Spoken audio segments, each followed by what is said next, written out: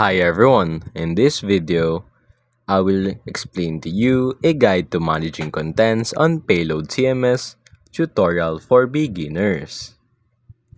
First is logging in. Go to payloadcms.com and sign up or log into your account. On managing content collections, creating a new entry. Navigate to a collection. Click Create New or Plus button. Fill out the fields as defined by your collection schema. Title, Body, Media. Click Save or Publish when ready.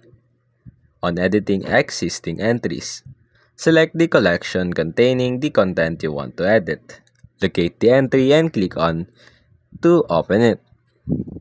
Make necessary updates and save changes. Now on deleting content.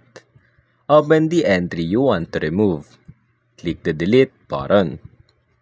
Next is using the media library. On uploading media, go to the media section in the dashboard, click Upload New Media, and select files from your computer. On organizing media, add tags or categories to file for better organization. Use filters to locate specific media files quickly. Fourth is working with global content. So what is global content? Global content is used for site-wide elements such as navigation menus, footer links, and contact information.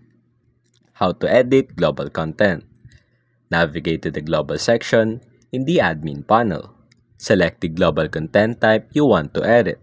For example, header or footer. Now update fields and save changes.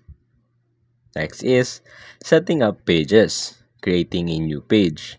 Navigate to the pages selection or collection rather. Click Create New.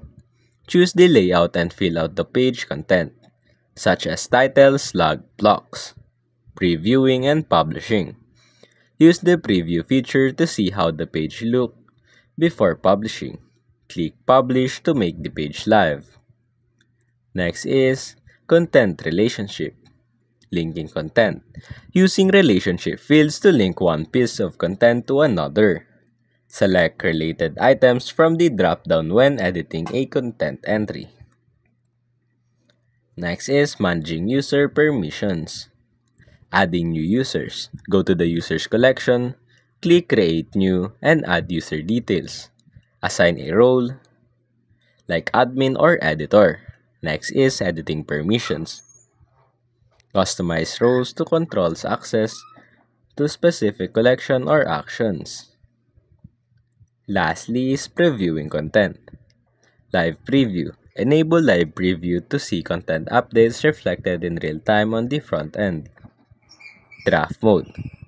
Save content as a draft if it's not ready to publish yet. And that's basically it.